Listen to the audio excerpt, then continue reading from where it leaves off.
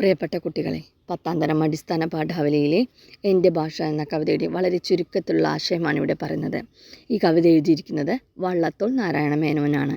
ഒരു കുട്ടി സംസാരിക്കാൻ തുടങ്ങുന്നത് തന്നെ അമ്മ എന്ന 2 അക്ഷരം വിളിച്ചുകൊണ്ടാണല്ലേ. അതാണ് ആ കുട്ടിയുടെ മാതൃഭാഷ. മനുഷ്യന് സ്വന്തം അമ്മയെപ്പോലെ പ്രധാനപ്പെട്ടതാണ് അവൻ്റെ മാതൃഭാഷ.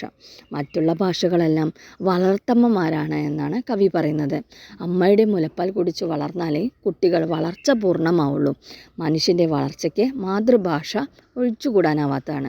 ഏത് പുണ്യഗ്രന്ഥമായാലും ശാസ്ത്രമായാലും കാവ്യമായാലും ആർക്കും മനസ്സിലാക്കാൻ കഴിയണമെങ്കിൽ സ്വന്തം ഭാഷയിൽ തന്നെ കേട്ടുപഠിക്കണം. സ്വന്തം ഭാഷയിൽ പഠിക്കുമ്പോഴാണ് ഏത് കാര്യവും നമുക്ക് പൂർണ്ണമായി മനസ്സിലാക്കാൻ കഴിയുന്നത്. സ്വന്തം ഭാഷയിലെ ഓരോ ചെറിയ അംശം പോലും നമ്മുടെ മനസ്സിന് സന്തോഷം നൽകുന്നു. എന്നാൽ മറ്റു ഭാഷകളിലുള്ള അറിവുകൾ മാതൃഭാഷയിലുള്ളതുപോലെ മനസ്സിൽ പറ്റിച്ചേർന്ന് നിൽക്കണമെന്നില്ല. മാതൃഭാഷയുടെ പ്രാധാന്യത്തെക്കുറിച്ചാണ് കവി ഈ കവിതയിൽ ആദ്യം മുതൽ അവസാനം വരെ പറയുന്നത്. മഹത്തായ പുസ്തകങ്ങളിലെ അറിവുകളെല്ലാം ലളിതമായി നാം അറിയുന്നത് നമ്മുടെ മാതൃഭാഷയായ മലയാളത്തിലൂടെയാണല്ലോ.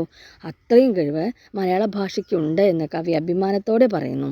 ഉദാരശീലം എന്നുള്ളത് കേരളീയരുടെ മറ്റൊരു സ്വഭാവമാണ്. അതായത് അവനവനിലുള്ളത് മറ്റുള്ളവർക്ക് നൽകുക എന്നാണ് ഉദാരശീലം എന്നതുകൊണ്ട് അർത്ഥമാക്കുന്നത്.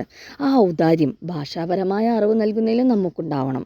കവികളും പണ്ഡിതന്മാരും ബുദ്ധിജീവികളുമെല്ലാം നമ്മുടെ ഭാഷയെ സമ്പന്നമാക്കാൻ കഠിനാധ്വാനം ചെയ്യണമെന്നാണ് ഇവിടെ കവി പറയുന്നത്.